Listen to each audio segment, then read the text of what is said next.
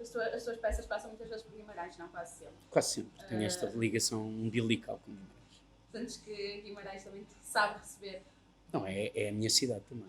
Eu sou um estrangeiro no sentido, não vivi cá, vivi cá, mas ninguém da minha família vive cá, não nasci cá.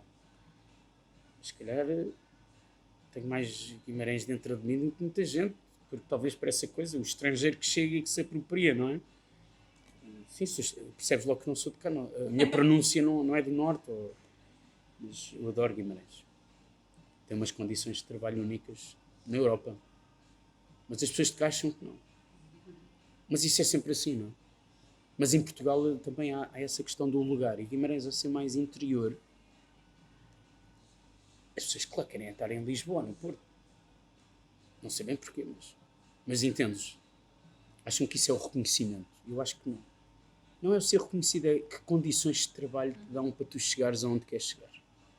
E aqui dão-me essas condições. Tu queres estar onde te dão as condições para realizares o teu trabalho.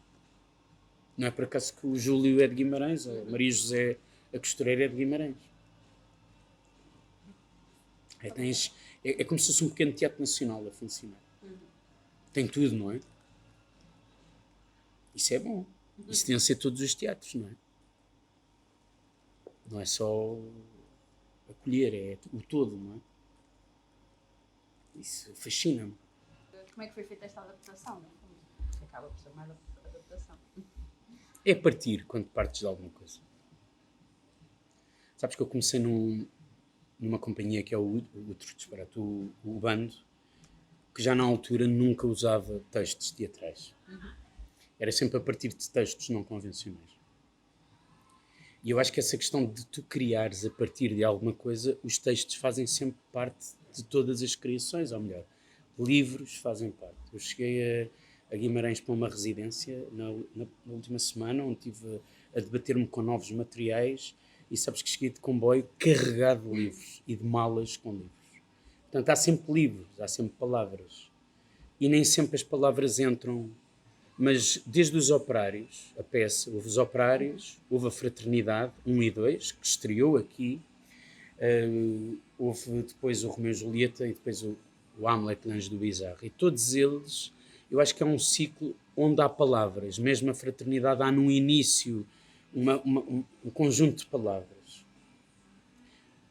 Aconteceu, intuitivamente achei que fazia sentido. Mas no caso do Shakespeare, achei que mais tarde ou mais cedo eu já me tinha confrontado com um ator várias vezes e que mais cedo ou mais tarde me iria confrontar a um autor de cabeceira, no sentido labiríntico, difícil de compreensão, trágico muitas vezes, cómico. As coisas têm sempre uma amplitude desmedida, no sentido que podem ser muitas coisas, longo, precisas de tempo para te processar sobre aquilo, ou não. É o teu livro de cabeceira e vais picando como um petisco que vais comer a qualquer sítio.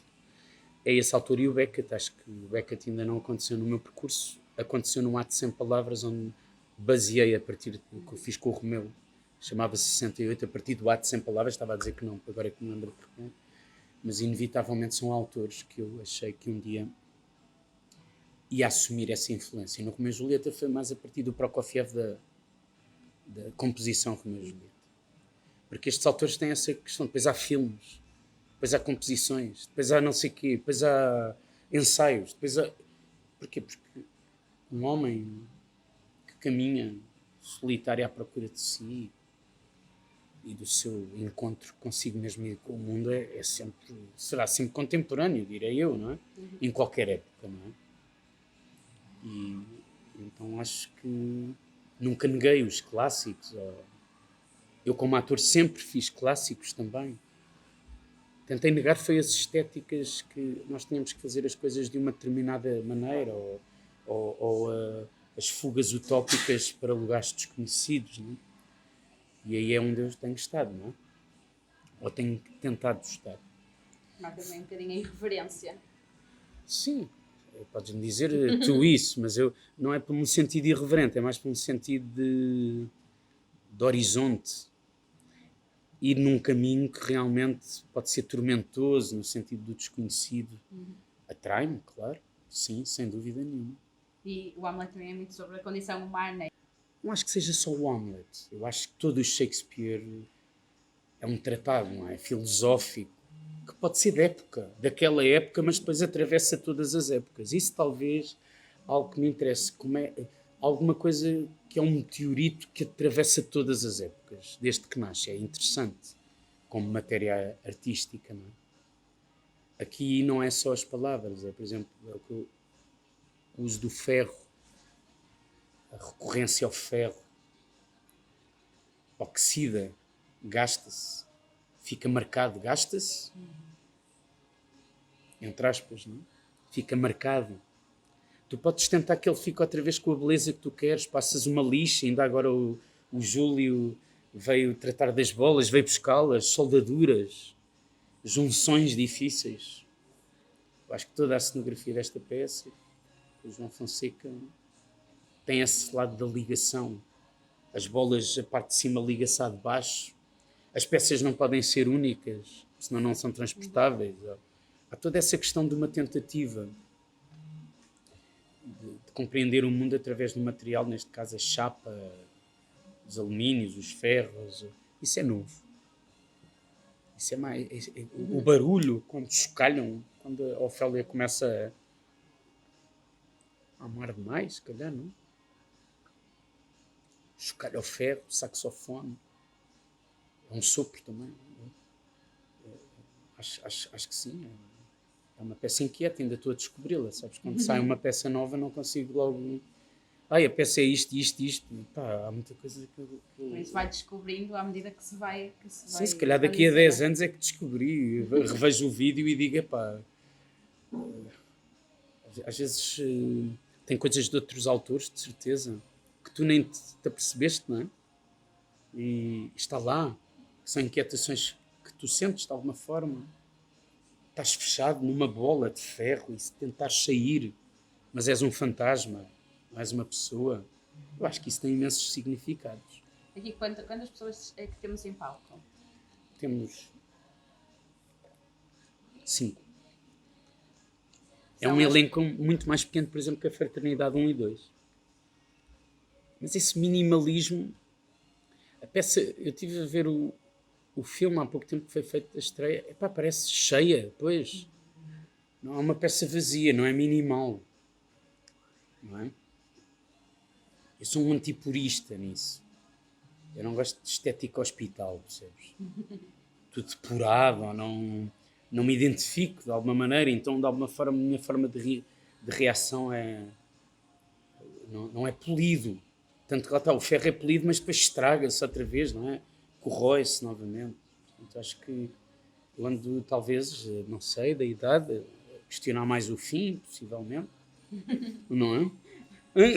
Também estou na idade disso, estou a chegar aos 50 anos. Então estou a começar a pensar que isto tem um fim, não é? E a segunda parte do título vem de onde? Veio de uma exposição que vi em Paris. E depois descobri que há um livro do Alpo. Mas não sabia. Descobri depois. E acho que tinha tudo a ver com... Porque se tu só chamares a Hamlet, eu acho que crias a ilusão. Vou ver a peça. Muito redutor. Redutor no sentido, acho que pode induzir o público em erro.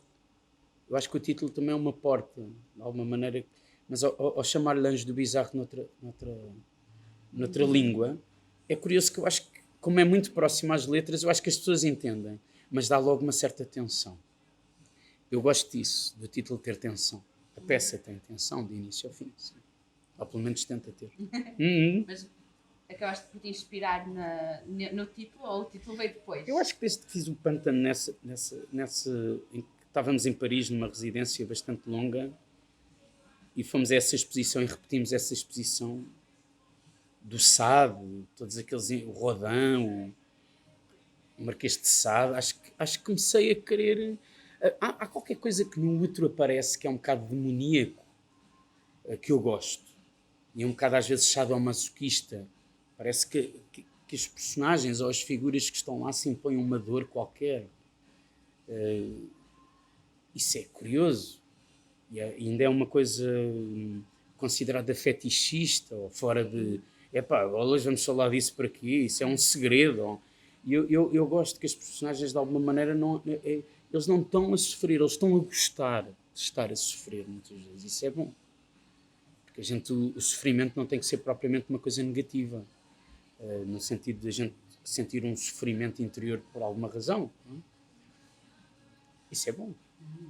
E na apresentação da peça aqui em Guimarães temos também, houve a integração de Rodrigo Areias com um pequenino vídeo. Não é pequenino ou não, na verdade. Não, é assim, houve primeiro a ideia com o Rodrigo do filme, mas eu depois quis que os Nicolinos entrassem. Estou a tentar ainda convencê-los. Mas a parte do Rodrigo Areias mantém-se? Não mantém, que não se chegou a aparecer por uma coisa. Okay. Não tem... A questão que me apareceu é onde é que vamos projetar. Okay, era isso que eu ia perguntar. Como é que a projeção. E nós, os vídeos, tínhamos alguns vídeos, mas foram todos eliminados porque com o Pedro Paiva, que fez o acompanhamento também artístico, e o Shadowman, achámos que eles estavam a poluir. Sujar é bom, lá está, eu gosto, mas estavam a poluir.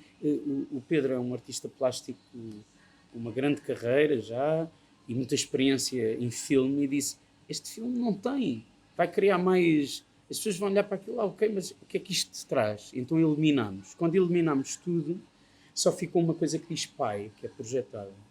E aí ficou essa questão para mim. Mas essa questão com o Rodrigo, no início pensámos até fazer um documentário há de acontecer. Às vezes são coisas, ideias iniciais, diálogo.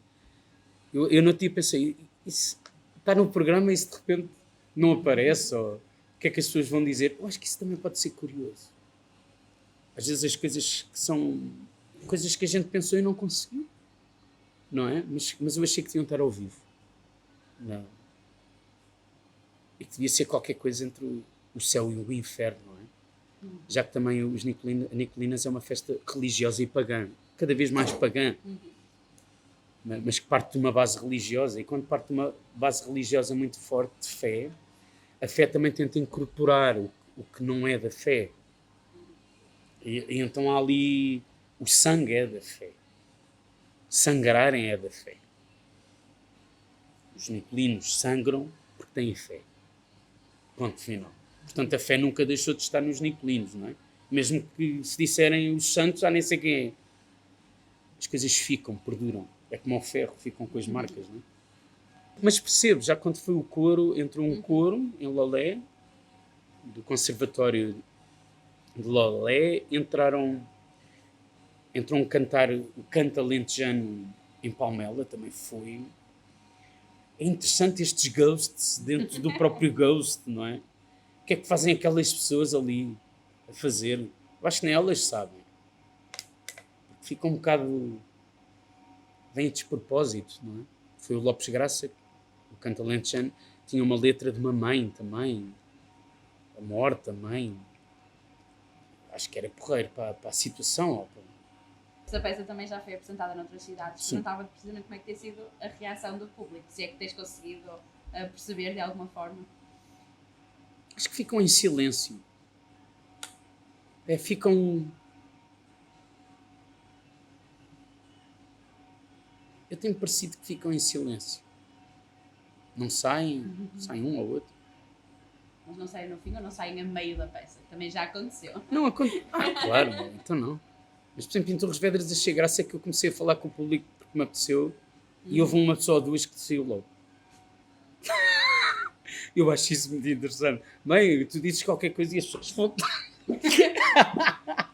que depois disto tudo ainda tenho que o ouvir, estás a ver? Disseste uma vez numa entrevista que sempre vi a arte como um sítio de incompreensão. Sim. A arte precisa de ser compreendida ou não? Não. Sabes que eu fui sempre um espectador de incompreensão. Eu sempre adorei ver coisas que não compreendia. Portanto, eu nunca tive isso.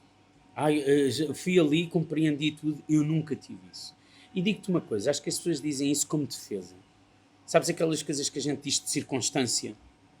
Não compreendi. Pronto, não quis entrar. Não compreendeste. Claro que tu compreendes. És adulta, não compreendes o quê? A gente compreende tudo. A gente pode não entrar. Pode não se identificar, pode não gostar, pode achar que tem má qualidade. Isso é outra coisa. Mas não entras porquê? Claro que se percebe. Mas aí dá o medo de dizer não gostei. Acho que é o medo do não, não é? Sim, o não é responsável também, não é? Não é um contrário de um sim, não é? É o oposto. Portanto, o mais ou menos às vezes é porrer dizer, mais ou menos fica, não é? Mas a arte também tem também é uma ferramenta, no fundo, para questionar as pessoas. Epá, é só essa ferramenta. Passar 30 anos eu não estou muito preocupado se tu gostas ou não, eu estou preocupado é na linha daquele caminho daquela obra. Como estou a fazer num teatro, normalmente acho que vai aparecer pessoas, sejam 10 ou 200 ou 400, estão lá. Portanto, isso já está resolvido, eu não estou a pensar nisso, eu não posso estar a pensar nisso. Eu não estou a pensar, é bom, tiveram 100, então se tiverem 10 é bom, se tiverem 400 é bom. Eu não estou na política a dizer, sim, tem que estar 400, eu estou noutra zona, eu estou a criar uma obra. E a obra só faz sentido depois com o público. E ver essa interação, não é? Às vezes mais harmoniosa que outras. Mas as pessoas às vezes odeiam as peças do outro. Mas eu acho bem. Como gosto muito que adorem, não posso obrigar as pessoas a gostarem de uma coisa. É como dizer, agora têm que todos gostar de mim, quer dizer. Acho que já não estou, nem nunca tive aí. Eu nunca tive nessa necessidade de aprovação. Acho que nem ninguém deve estar.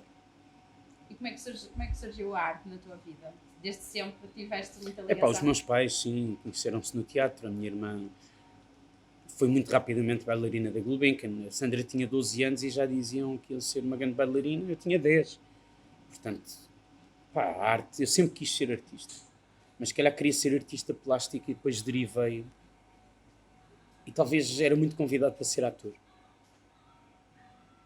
Eu nunca quis ser bem ator. Mas ganhava muito dinheiro, às vezes até, percebes? Essa coisa, comecei a ganhar a vida com dinheiro. Como se fosse uma coisa também, uma atividade económica, não é? Eu não tive isso, quer ser um grande ator. Nem sei o que é isso. Porque acho que há um desfazamento entre o que é ser um ator. Um ator é uma devoção, não é? É como ser padre. Eu não vejo toda a gente a dizer que quer ser padre, então também não quero ver toda a gente a dizer que quer ser ator. As pessoas querem ser atores por causa da televisão, conhecem-me na rua, não é? Isso não é ser ator. Não. Ator é uma devoção, em que tu vais fazer um percurso interior profundo, em comunhão com os outros. Mas quando é que percebeste quando é que sentiste essa diferença de Para 15 anos. plástico e passar para ser ator? 15, 16 anos. O que é que te fez mudar?